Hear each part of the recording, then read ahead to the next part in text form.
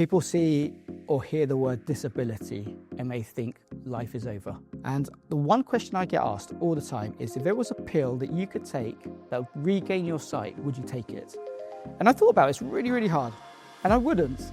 Hello and welcome to A Moment in Health, a series from Bupa Global where we discover the health milestones that have sparked life-changing stories.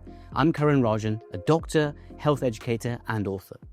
Sometimes life can change in an instant, and when it does, our sense of identity and independence can be challenged in ways we never imagined.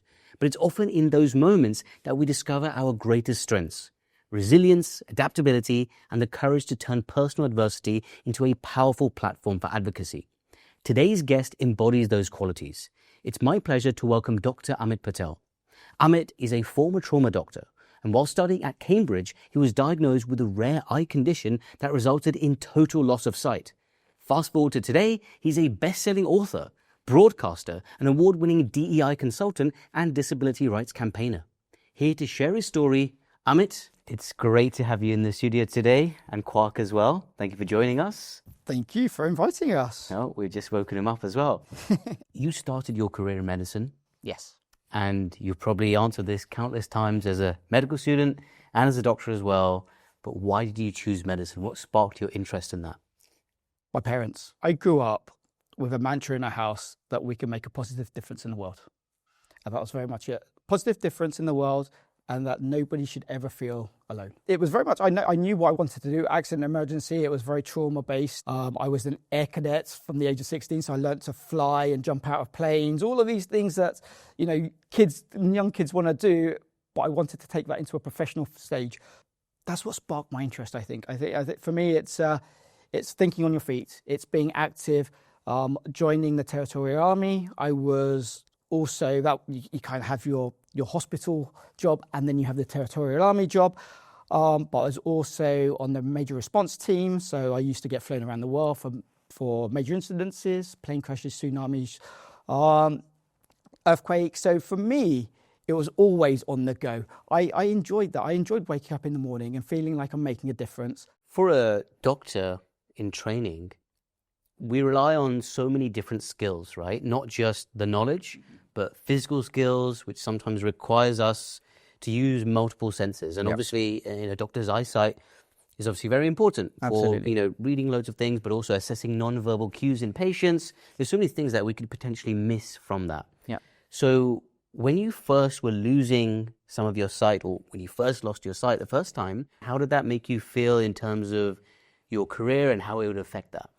I think you kind of go down that rabbit hole anyway. As soon as I was diagnosed, it was right, how much information can I gather? What is keratoconus really? I was diagnosed with keratoconus at my final year at med school.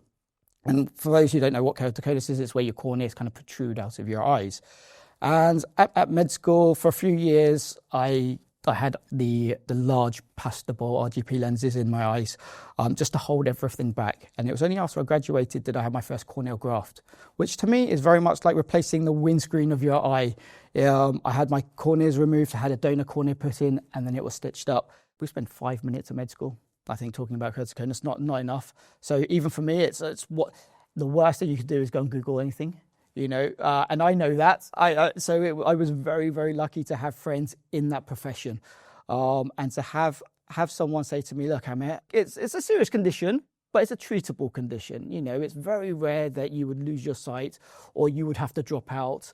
And when the lenses worked, I'm like, "Oh, what was I worried about?" And it took 2 years for it to get to a stage where I had to have my first corneal graft. So in those 2 years, I built that confidence. I never really thought that I would ever lose my sight. I thought, if the rejections come back again, I'll have another corneal transplant. But it gets to a point where you could only have so much. But I wasn't there yet. In my head, I've had 2 corneal transplants. I have my left and my right. Everything is great. Only when I had to have the third one because one of them was rejecting, that we found that every year or so, every 9 months to 12 months, I would have to have another corneal transplant. And it was only when we got to the 7th transplant, I was told, well, Amit, if this happens again, we don't think we can do another transplant because your body just can't take it. And that's when it became real. That's when it's, okay, I need to find a solution. And for me, that led me to America. They were so much more advanced in keratoconus when it came to research and medication and transplants and procedures. So I went off to New York for a couple of weeks. I spoke to the specialist out there and kind of said, well, if this ever happens again, I'm going to be in touch. So they've got all my details all ready to go. And then suddenly woke up one morning, a little bit of pain in my right eye, went into the eye clinic and they said, I think it's signs of rejection again. So I knew, okay, look, I need to now call up the specialist in America. And I literally left the hospital and I called them up and I said, I'm getting signs of rejection. I'm going to be on a flight out in a few days. Can you book me in? We spent 6 months out in New York. In those 6 months, I had my corneas going using stem cell surgery. I had new medication, which wasn't available here, but I had 20/20 vision.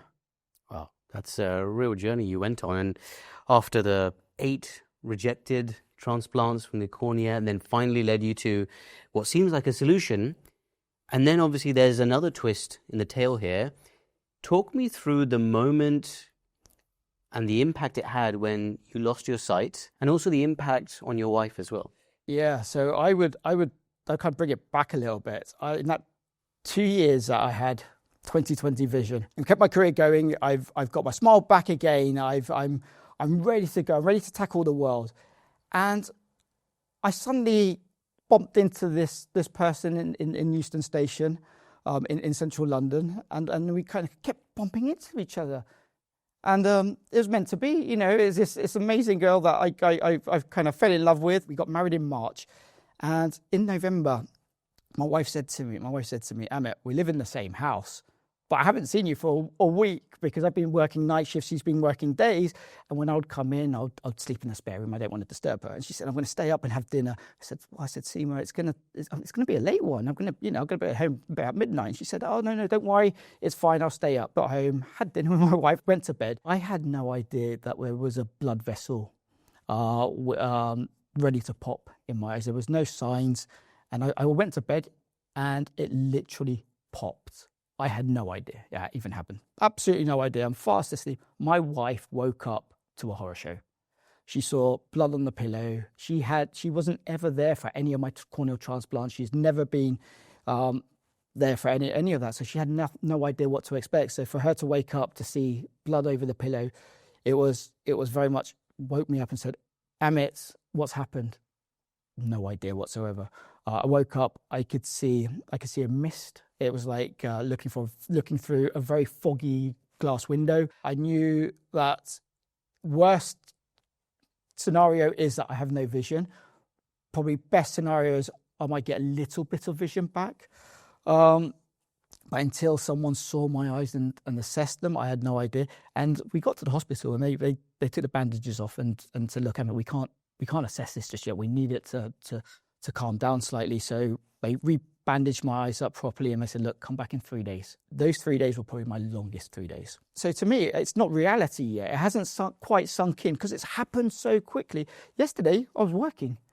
Today, I'm a patient with my eyes bandaged up. We went back 3 days later and I know that, I know the way we talk as doctors, when we need that few extra seconds just to put a patient at ease, or the way you interact with a patient. I knew when those bandages came off, if nobody says anything for a good 20 seconds, I know I'm not seeing again. It was in my head, I'm counting. We hit 30 seconds. Nobody said a word. And I thought, okay, that's it. This is my life. And that's when my world just collapsed. I don't think I was ever ready for that. I don't think I was mentally ready. I don't think I was physically ready. I don't think... we were talking about family, future, kids, just a week before that. So Amit, you received the worst possible news in that doctor's appointment that you wouldn't have your sight again. What went through your mind when you received that news and then the following few days and weeks?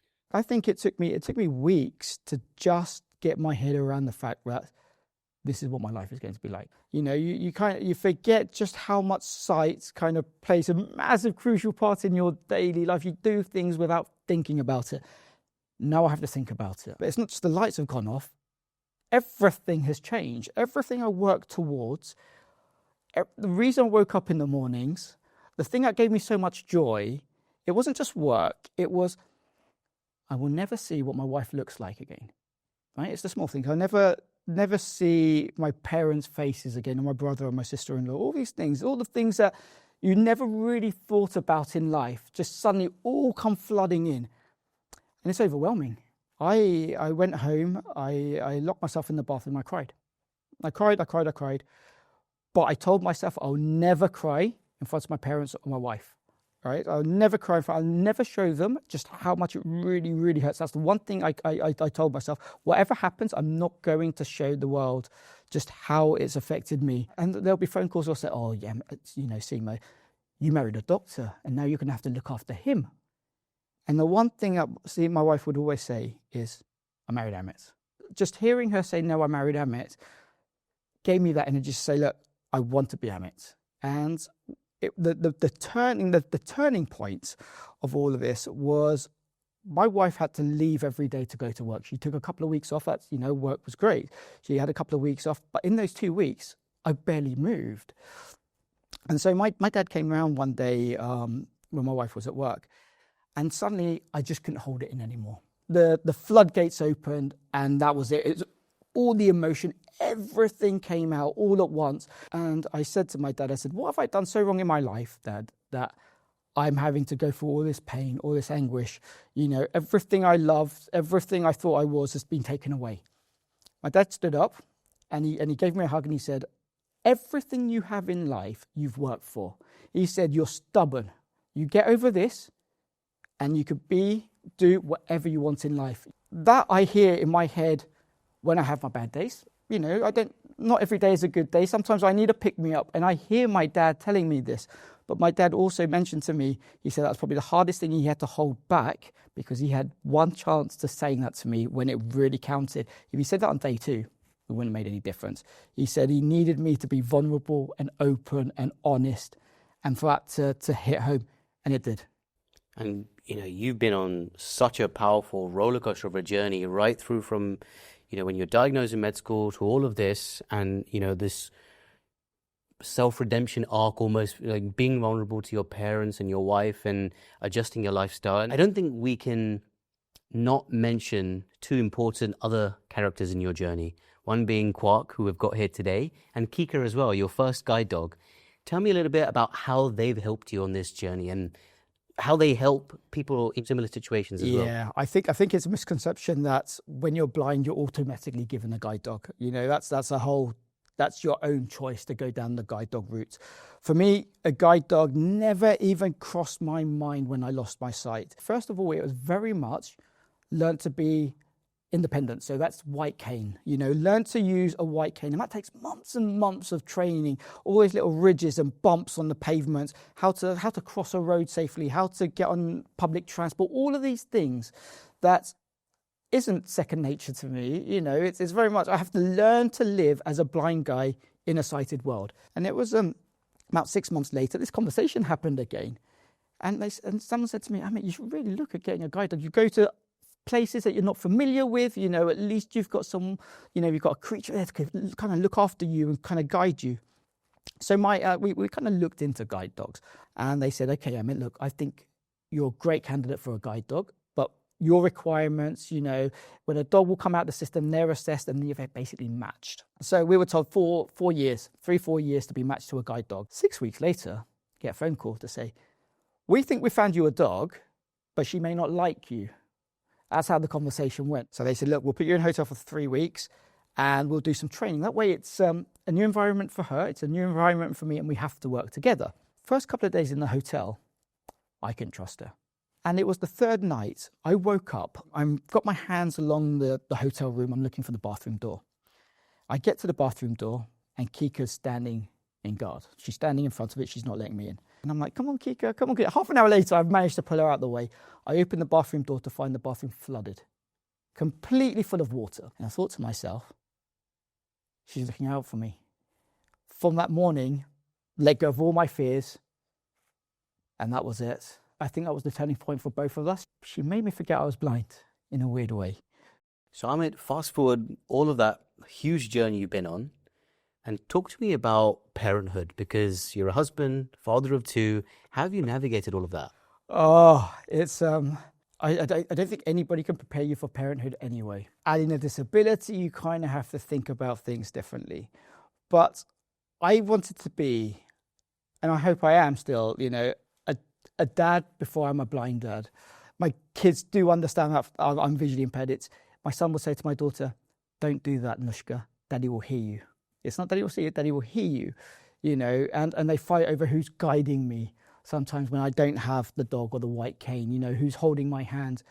And it's moments like that, that I think, it's great being a parent. So Amit, if you could give advice to the 2013 version of yourself who had just lost his sight, what would you say? Don't give up on yourself. I was always someone who chased dreams, who found ways of getting to where I needed to be. I was too quick to go down the negative side of things and not see any positives. Don't waste your time in masking how you feel, because I spent a lot of energy masking how I felt and I didn't have any energy for the rest of the day. Focus on me. Don't focus on everybody else. Don't try and protect the world. Use that energy to get back on your feet. People see or hear the word disability and they think life is over. From having sight to not having sight, I've gained so much more. My whole world is changed. You think about things differently. It's made me a better person. I think you've been so vulnerable today, just from the beginning, from the diagnosis to going through all of this. And I can feel and just hear that evolution in your own personality and that resilience as well that you've gained. Amit, thank you both to yourself and Kwa for coming today and chatting and being so open and honest with us. Thank you so much.